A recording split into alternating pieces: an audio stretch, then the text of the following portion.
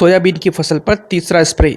Soybean की जो फसल है इसमें जो तीसरा स्प्रे है वो बहुत ही महत्वपूर्ण है। क्यों है महत्वपूर्ण? क्योंकि अभी तक हमने जो 2 स्प्रे किए हैं जिनमें हमारा फोकस था इल्ली, रिंग कटर और व्हाइट फ्लाइज को पूरी तरह से कंट्रोल करना, लेकिन जो तीसरा स्प्रे जाएगा इस समय हमारी फसल की अवस्था लगभग 50 से 60 दिन की हो चुकी है। तीसरे डोज को स्प्रे करने का सही समय है 50 से लेकर 60 दिन के भीतर। इस समय सोयाबीन से फूल उतर चुके हैं और फलियां बनना शुरू हो गई है। फूलों का डंठल मजबूत हो और साथ ही हमें फंगस से इसको बचाना होगा। जिन्होंने दूसरी वैरायटी लगाई है 95-60 के अलावा, उसमें अभी भी फूल बने हुए हैं। इसी समय में ये सावधानी रखनी है कि फूल अधिक से अधिक आए और फंगस से हम इनको बचा सकें। और आज हम ऐसे कीटनाशकों के बारे में बात करेंगे जो सोयाबीन के अंतिम डोज में हम इस्तेमाल कर सकते हैं, यानी फूल उतरने के बाद। सोयाबीन के अंतिम डोज में हमें किन टेक्निकल का चयन करना है आज इस वीडियो में हम समझने वाले हैं। नमस्कार, मैं हूं देवराज और आप देख रहे हैं हमारा चैनल देवराज के व्लॉग्स। किसान भाइयों, अगर आपने अभी तक हमारे यूट्यूब चैनल को सब्सक्राइब नहीं किया तो सब्सक्राइब कर ले और बेल आइकन को जरूर दबाएं ताकि अगली वीडियो का कोई भी अपडेट आपसे मिस ना हो। इस समय सोयाबीन की अवस्था लगभग 50 से 60 दिन के बीच में हो चुकी है। सोयाबीन में लगभग फूल उतर चुके हैं और फलियां बनना शुरू हो गई है। तो पहला टेक्निकल हम लोग लेने वाले हैं उसका नाम है क्लोरोफाइरिफोस 50% प्लस साइफरमेथ्रिन 5% इसी फॉर्मुलेशन में। इसी के साथ हम क्रॉस में 2 प्रोडक्ट यूज कर सकते हैं। पहला है क्लोरिंटानिलिप्रोल 18.5% एससी फॉर्मुलेशन में और दूसरा है इमामेक्टिन बेंजोइड 5% एसजी फॉर्मुलेशन में। क्लोरिंटानिलिप्रोल जिसको हम आम भाषा में कोराजन बोलते हैं और इमामेक्टिन जिसको हम लोकल लैंग्वेज और हमारी आसान भाषा में सेव बोलते हैं। इन तीनों टेक्निकल में से आप किसी 2 टेक्निकल का चयन कर सकते हैं और अगर पेस्ट अटैक ज्यादा हो तो आप तीनों टेक्निकल को एक साथ भी इस्तेमाल कर सकते हैं। इनके डोज की बात करें तो क्लोरोसाइपर आपको 50 ml लेना है और कोराजन का डोज आपका 6 ml से 7 ml तक लेना है। वहीं सेव का डोज की बात करें तो वो जाएगा 10 ग्राम प्रति पंप के हिसाब से। इनके एकदम सटीक डोज की बात करें तो क्लोरोसाइपर आपका 1 लीटर जाएगा 6 बीघा में,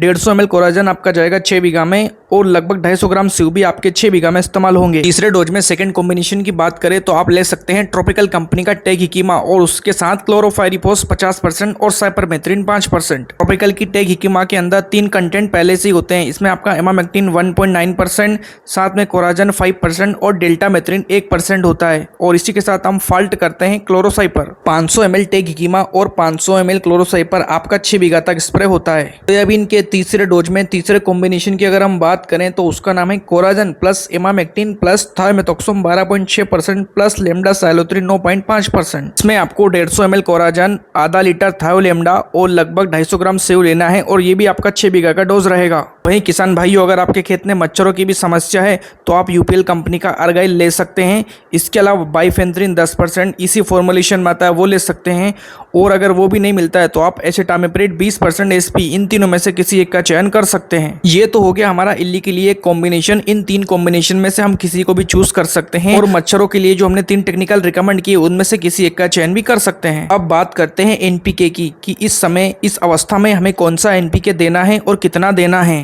तो किसान भाइयों, इस समय आप एनपीके में 0050 दे सकते हैं जिसमें पोटाश होता है 50% और इसी अवस्था में आप ट्रॉपिकल कंपनी का एक बेहतरीन एक शानदार उत्पाद जिसका नाम है K20 उसको भी इस्तेमाल कर सकते हैं। यदि आप एनपीके इस्तेमाल करते हैं 0050 तो आपको 1 किलो एनपीके को लगभग 2 बीघा में इस्तेमाल करना है। वहीं ट्रॉपिकल कंपनी का अगर आप पोटाश इस्तेमाल करते हैं K20 तो उस 48 ग्राम के पैक को लगभग आपको 2 बीघा में स्प्रे करना होगा। इसी अवस्था में अगर एक बेहतरीन प्रोडक्ट की अगर हम बात करें तो उसका नाम है पेक्लोब्यूट्राजोल 40% एसपी, यानी 40% फॉर्मुलेशन में 40% एससी फॉर्मुलेशन में ये प्रोडक्ट आता है। फूल उतरने के बाद जब दाना बनने की प्रक्रिया शुरू होती है तो उस समय ये तीनों उत्पाद बेहतरीन रिजल्ट देते हैं। लेकिन अगर आप मुझसे जानना चाहेंगे तो मैं सजेस्ट करूंगा आपको ट्रॉपिकल कंपनी का K20। समय सोयाबीन में हर्बिसाइड के लगातार स्प्रे के कारण कई जगह पर बांझपन की समस्या होती है। जहाँ पर सोयाबीन में बांझपन हो या दाना बहुत छोटा रह गया हो वहां पर आप K20 का इस्तेमाल कर सकते हैं क्योंकि इसके बहुत ही असाधारण और असरदार परिणाम देखने को मिले हैं। अब बात करते हैं हम अपने खर्चे की कि हमारा इन तीनों टेक्निकल का या इन तीनों कॉम्बिनेशन को इस्तेमाल करते तो हमारा खेत में कितना खर्च होगा। यदि हम पहला कॉम्बिनेशन इस्तेमाल करते हैं जिसमें क्लोरोसाइपर, कोराजन और इमामेक्टिन है तो उसका खर्च हमारा जो आने वाला है वो है क्लोरोसाइपर लगभग आपको 600 से 700 रुपए में मार्केट में मिल जाएगा। वहीं कोराजन के 150 ml पैक की बात करें तो लगभग 800 रुपए का आपको मिल जाएगा और इमामेक्टिन की बात करें तो 250 ग्राम आपको लगभग 450 रुपए में मिल जाएगा। हमारे पहले कॉम्बिनेशन का टोटल खर्च आने वाला है लगभग 1800 से 1900 रुपए। 1800 से 1900 रुपए 6 बीघा का खर्च है। बात करते हैं सेकंड कॉम्बिनेशन के बजट के बारे में। इसमें ट्रॉपिकल का टेगहिकीमा है 500 ml जिसका लगभग खर्च आता है 1700 रुपए और दूसरा प्रोडक्ट है क्लोरोसाइपर जिसका खर्च आता है 500 ml का लगभग 350 रुपए, यानी 6 बीघा का जो खर्च आने वाला है वो आने वाला है लगभग 2050 से 2100 रुपए। तीसरे कॉम्बिनेशन की हम बात करें तो उसमें लेना है आपको कोराजन के साथ थायोलेमडा वाला टेक्निकल यानी अलीका सिजेंटा का अलीका, और उसी के साथ हम इमामेक्टिन इस्तेमाल करेंगे। बात करें इसके बजट की, 150 ml का जो कोराजन है वो आपका लगभग 800 रुपये का आप मान के चलो, और थायोलेमडा वाला जो टेक्निकल है वो लगभग 900 रुपये, और 450 रुपये के सेव आप मान के चलो 250 ग्राम सेव, यानी इन तीनों का जो टोटल आएगा वो आएगा लगभग 2150 रुपये 6 बीघा के लिए। इसके अलावा जो मच्छरों की दवाई हम इस्तेमाल करने वाले हैं जैसे एसिटामिप्रिड, अर्गाइल और बाइफेंथ्रिन, इनका खर्च अलग रहेगा। साथ में जो भी एनपीके या पोटास देते हैं उनका खर्च भी अलग रहेगा। तो साथियों, ये थी हमारी जानकारी सोयाबीन में तीसरे डोज को लेकर। आपने इनमें से कौन सा डोज इस्तेमाल किया है या कौन सा इस्तेमाल करने वाले हैं, कमेंट में जरूर बताना। और ऐसी खेती बाड़ी से जुड़ी जानकारी के लिए हमारे चैनल देवराज के ब्लॉग्स को सब्सक्राइब कर लेना।